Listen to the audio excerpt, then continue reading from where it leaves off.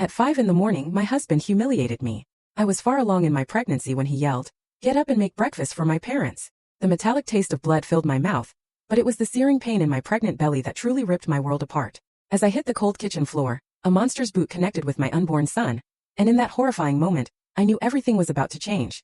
Not just for me, but for them. I know the exact time because I watched the numbers on my phone blur through tears. 5:07 a.m. The slap had echoed in the pre-dawn silence, a crack that seemed to split my entire world in half. My 7-month pregnant belly scraped against the tile, and I felt something wet between my legs. Not blood, something else. Something terrifying. "Did you hear me, you useless cow?" His voice, the voice that once whispered promises under starlight, now spat venom in the darkness.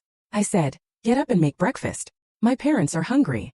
Through the ringing in my ears I heard it. Laughter. High-pitched, cruel, echoing from the doorway where his mother stood. Willow. Her silk nightgown pristine, her face twisted in amusement. His father, Anthony, sat at the kitchen table, the same one I'd scrubbed just 6 hours ago. His newspaper rustling as he chuckled. "About time someone taught her proper respect," Willow purred, her words dripping with satisfaction. I tried to stand, my swollen feet, my aching back, my trembling hands reaching for the counter. That's when the door burst open again, and his sister walked in. Penelope. Her smile was the cruelest thing I'd ever seen. "Oh, did poor little thing have a wake-up call?" she sneered, circling me like a predator. "You know what? Let me help you remember your place." The kick came from nowhere.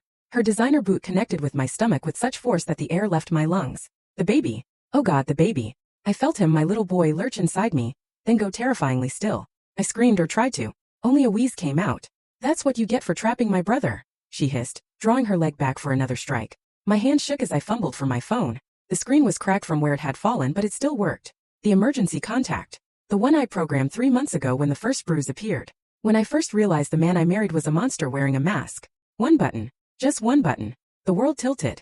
Darkness crept in from the edges of my vision. But before everything went black, I heard the notification sound.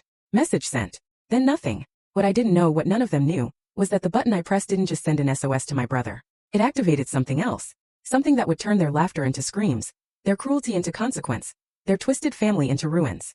The courtroom would be silent 2 months later. The judge's face would drain of color. The jury would gasp. And my husband's family would finally understand what it meant to truly suffer. But I'm getting ahead of myself. 18 months earlier I believed in fairy tales. I stood in that church in my grandmother's vintage lace dress, holding white roses that matched the lies everyone told. "What a beautiful couple," they whispered. Full story on the channel. Link below. Click now and watch what happened next.